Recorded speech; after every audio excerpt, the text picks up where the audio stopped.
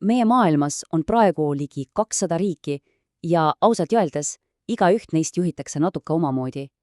Aga kui me hakkame asja lähemalt uurima, siis selgub, et tegelikult taandub kõik kahele põhimõttele. Ja just neid kahte valitsemisviisi me täna lahkama hakkamegi. Mõelge korraks, ligi 200 riiki. Kuidas neid tegelikult juhitakse? Ühes kohas otsustab absoluutselt kõike üksainus inimene. Teises on võimul sama perekond juba mitu põlvkonda. Ja siis on riigid, kus võim peaks olema hoopis rahva enda käes. Kuigi kõik need süsteemid tunduvad keerulised, saab need tegelikult taandada ühele väga lihtsale küsimusele. Kelle käes on võim? Ja see küsimus jagabki maailma laias laastus kaheks. On need, kus valitseb vähemus ehk diktaator ja need, kus valitseb enamus ehk demokraatia. Olgu, lähme asja kallale. Kõigepealt vaatame, mida see diktatuuri raudne haare endast kujutab. Siis selle vastandit, rahvavõimu ja lõpuks päris praktiliseks minnes uurime, kuidas demokraatias üldse otsuseid tehakse ja mis kõige tähtsam, kuidas need valimised siis päriselt toimivad. Alustamegi siis esimesest poolest, diktatuuri haardest. Mis siis tegelikult juhtub, kui võim koondub ainult käputäie inimeste kätte? Mis siis on diktatuuri, ütleme selle süda? See ongi see täielik ja sügav hoolimatus. Võimul olijad lihtsalt ei hooli ei rahvast ega seadustest. Ja just sellest kõik muu alguse saabki. Aga asi läheb huvitavaks, sest diktatuurid ei ole kõik ühesugused. Ei, sugugi mitte. Neid on laias laastus kahte tüüpi, autoritaarne ja totalitaarne. Ja nende vahe on, päris suur. Okei, autoritaarne riik. Siin on võim siis kas ühe diktaatori või väga väikese grupi käes. Ja see tähendab muidugi, et kodanike vabadused on piiratud ja mingeid vabu valimisi unustage ära. Mida riik tahab? Passiivset kuuletumist. Aga, ja see on oluline vahe, nad ei pruugi toppida oma nina igale poole sinu eraellu või majandusse. Hiina või Saudi Araabia on siin head näited. Totalitaarne riik, see on hoopis teine tase. See läheb palju-palju kaugemale. Siin on võim seotud üheainsa ametliku ideoloogiaga ja riik kontrollib absoluutselt kõike. Ma mõtlen kõike, majandusest kuni selleni, mida sa oma kodus mõtled. Tsensuur on range, info on kontrolli all ja kogu rahvas pannakse riigi eesmärke teenima. Ajalooliselt on meil siin näiteks Natsi Saksamaa ja Stalini NSV veel ja tänapäevan, kõige selgem näide on ilmselt Põhja-Korea. Okei, aitab sellest süngest teemast. Pöörame mündi teisele poole ja vaatame, mis on alternatiiv. Vaatame, mida tähendab rahvavõim. Sõna demokraatia ise annab meile tegelikult juba kõik kätte. See tuleb vana-kreeka keelest. Demos tähendab rahvast ja kratos võimu. Nii et päris otse öeldes rahvavõim. Süsteem, kus kõige kõrgem võim ongi rahva käes. Aga mis siis teeb ühest riigist demokraatia? Sellel on 5, vundamendikivi. Esiteks, õigusriik.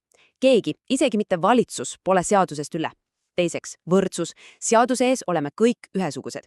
Kolmandaks, võimude lahusus, mis on ülioluline, et vältida võimu kuritarvitamist. Neljandaks, läbipaistvus. Me peame nägema, mida võimulolijad teevad. Ja lõpuks õigused ja vabadused, mis kaitsevad meid kõiki, eriti vähemusi. Ja siin on konks.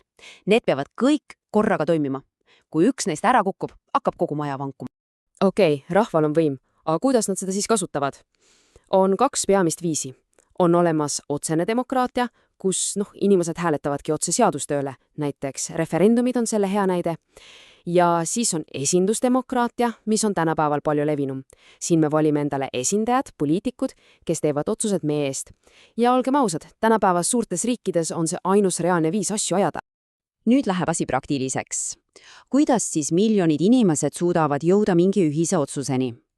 Kõige lihtsam ja levinum viis on muidugi enamus otsustus. Lihtne matemaatika, eks. See, mida enamus toetab, võidab. Tundub õiglane, sest see arvestab ju enamuse tahtega. Aga, siin on alati see aga, mis saab siis nendest, kes jäävad vähemusse? Ja just siin tulebki mängu kompromiss. See on tegelikult poliitikakunst. See tähendab, et mõlemad pooled annavad natuke järele, et leida lahendus, mis kõigile kuidagi sobib. Ilma selleta jääksid paljud asjad lihtsalt tegemata. Ja siis on veel konsensus, see on, püha graal, see on täielik üksmeel, kus mitte keegi ei ole vastu. Muidugi selle saavutamine võtab tohutult aega ja läbirääkimisi.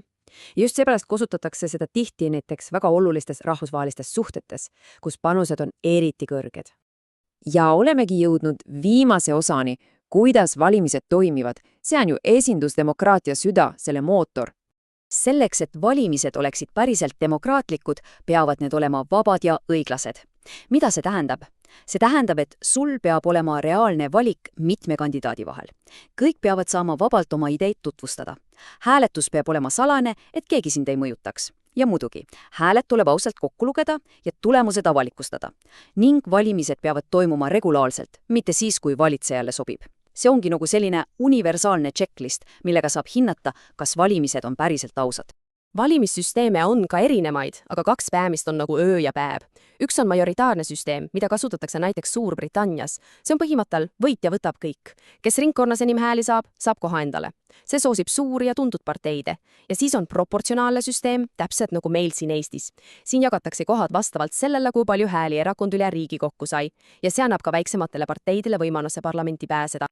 Aga teate, olgu see süsteem milline tahes, on üks asi, mis on kõige sellest olulisem. Kõige tähtsam tegelane valimistel ei ole tegelikult kandidaat või erakond. Sa oled sina, informeeritud valija.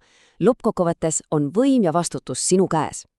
Ja see tsitaat siin võtab selle tegelikult ideaalselt kokku. Valimistel mõistliku valiku tegemiseks ei piisa ainult reklaamiklippide või flyerite vaatamisest. Märksa sisukamat teavet saab kandidaatide valimisprogrammidest. Ühesõnaga, asi on lihtne, me peame vaatama laikivast paberist ja ilusatest loosungitest kaugemale. Niisiis, nüüd te teate reegleid.